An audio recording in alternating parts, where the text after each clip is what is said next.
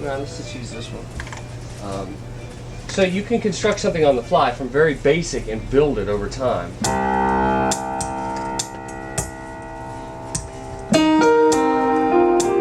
And as you go through the scenes,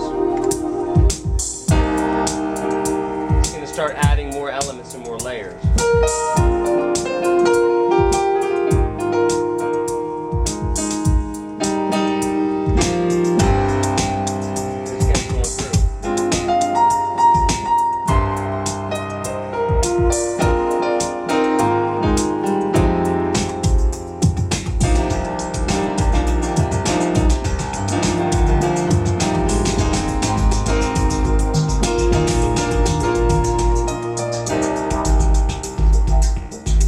From there, one of the other things too, like all the bells and whistles might not be your thing. Maybe you do just straight ahead jazz, maybe you just do trance or whatever it is you do. But the nice thing is you can completely customize Karma, and there's over 1,000 patterns and phrases and things you can work with.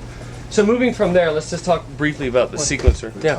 What you were doing there, the various arrangement patterns that you were adding and subtracting, are those things that you pick and choose, or is Karma doing that itself when you're like adding a layer?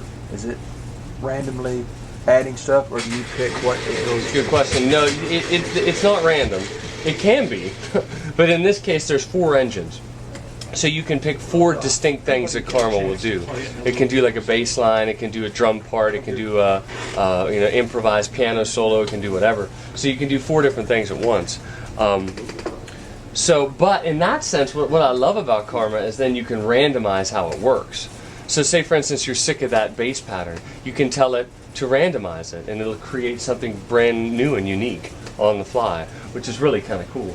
So, for instance, if we go back to that, any program you use, Karma will do this to. You can even do strumming patterns. For instance, when you play a chord,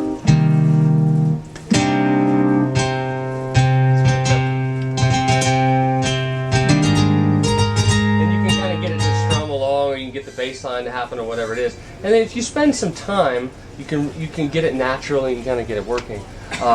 One thing I really do like is one-touch recording. So say, for instance, you got the idea, and one of the things that I find is really kind of problematic, I love Pro Tools, I love my computer, I use it every day, but you're inspired and you're like, I just want to grab an idea and record it. Without wasting time, you can do one-touch record.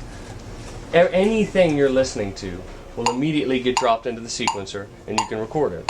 So all the scenes, all the switches, all the knobs, all the buttons, all of it will record immediately. And then you can drop it in. So it gives us a 2-bar count.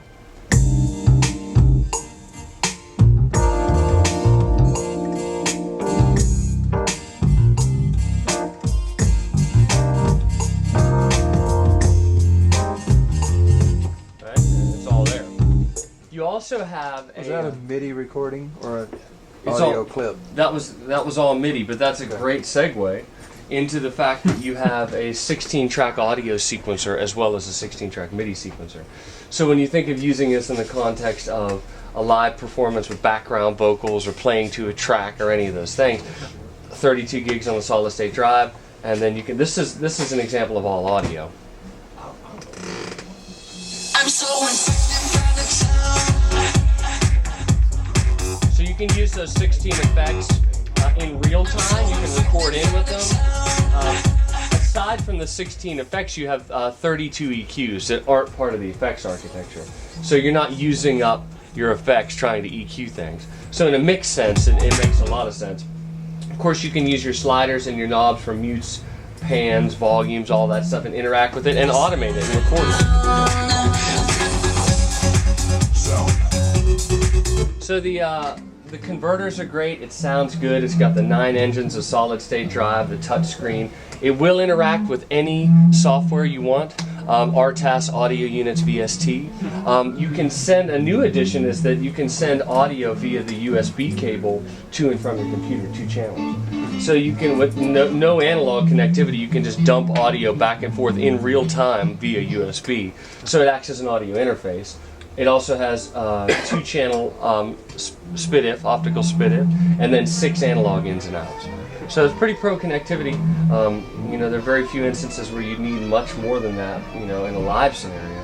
And then the integration with the plugin is really, really nice, because in that way, if you are a computer guy and you can get the best of both worlds. And with Kronos, you're going to get zero latency. For me, that's what kills me. Like, I love some of the software, I use it all the time, but if I'm interacting with the software piano, even down at 64, like when the buffer's down at 64, it's not quite intuitive the way our keyboard would be.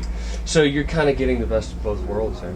So when you record audio, does that go to the same drive everything else is, or is it can, or you can do, there's 3 USB connections on the back, so you could do up to 1 terabyte USB.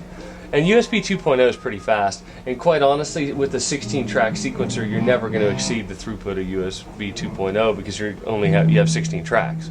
If you were doing 150 tracks, that might be an issue. But with the 16, USB 2.0 is fine, and yeah, you could have that, on the side if you needed more than the 33 how gigs. much available recording space comes in the drive? Is it partitioned that way, or? It isn't partitioned separately, but that's a great question. I think total you've got about 11 gigs of sound material, so that's going to give you about roughly 20 gigs to record with, which at 4824, which is what this operates at when you record, it's still going to be 8 to 10 songs, which is enough for a set. And the load time is super fast. It's not like some of our older keyboards where you're waiting 45 minutes for something to load. It's immediate. So that can be nice too. So it really excels in all 3 ways. As a live production tool in the studio, and then as a sound design tool. I mean, I love synthesis, and I love just somebody described it as sonic spelunking, which I liked the other day. So you're really kind of digging in there and making your own voice and doing really amazing things. And as a programming tool, I'm consistently blown away by this and the Oasis. So, no matter what you're doing, it can be a great thing. This is way lighter than the Oasis was. So, I mean, you can gig with this. It's under 30 pounds. You put it in a case, it's definitely giggable. There's a 61 and then there's an 88. These share the weighted action. The 61 doesn't. So is this semi-weighted or is that full weighted? Full weighted. Full weighted. So if you wanted the synth action, you have to go 61. Your sequencer, like voice allocation wise, what do you limit? It's like a 32 voice sequencer? Oh, no, there's 128 voices simultaneously, okay. Meaning so you could hold down 128 notes at the same time. But we have something called dynamic voice allocation, which is really smart. It isn't low to high or first to last. It kind of prioritizes based off, there's a couple algorithms that it uses, but it's mainly the thing that's perception is key with it. It's usually going to cut things to the lowest in volume and that have been played the farthest back in time. Sure. You know what I mean?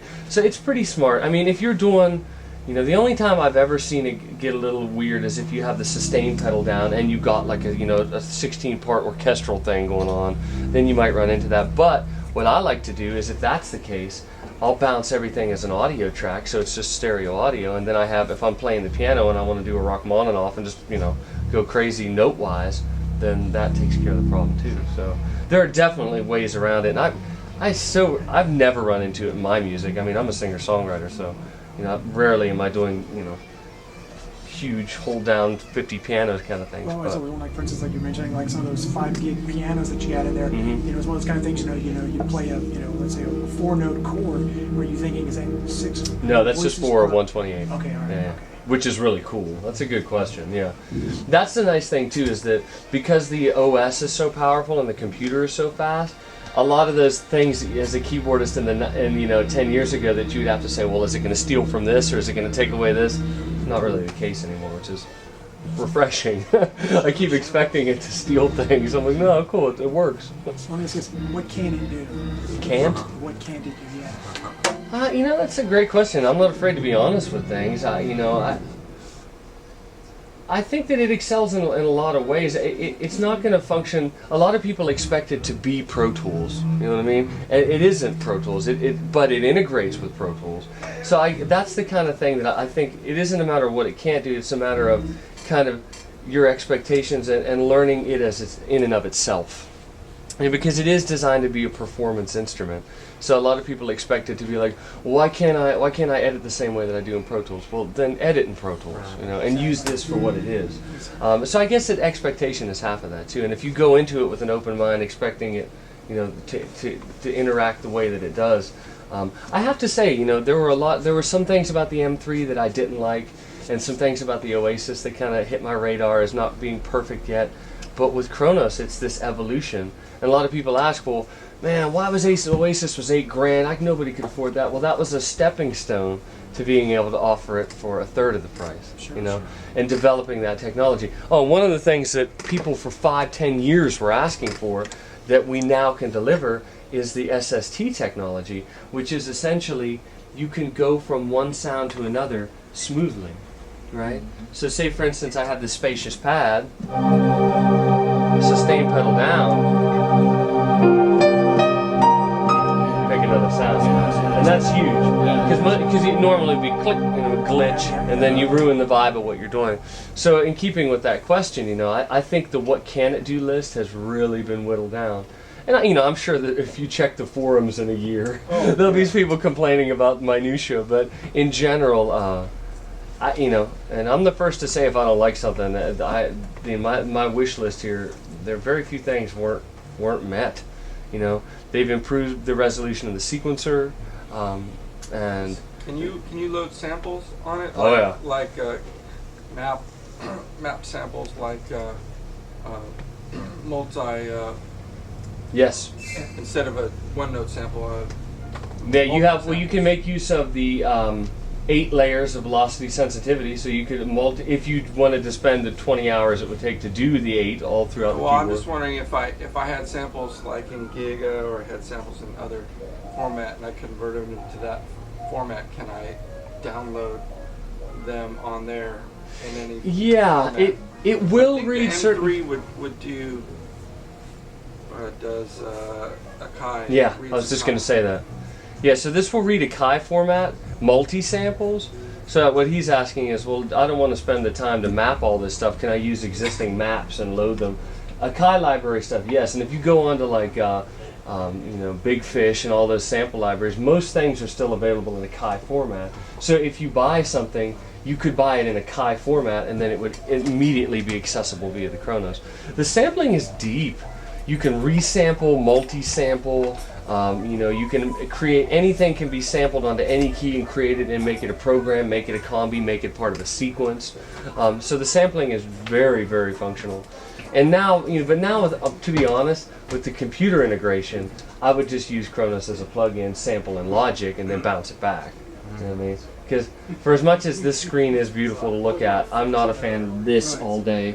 But, you know, I like to just, and what I'll do now is I'll have it in Logic, I'll do all my editing, I'll bounce it as a single file, I'll fly it to the Kronos just as from USB. And the Kronos, it'll show up as a hard drive on your desktop. So you can just drag the file onto Kronos and then pull it up. So you could edit on board, and there have been times at gigs where I've had to, but I mean, I would much rather not. But that's just the nature of, you know, again, it's that thing where, and even with Oasis didn't integrate with the computer. And that was the Achilles heel, I felt. But now, again, the wish list is now, you know, it's just things are being met, you know. So it just really integrates well, which is super cool.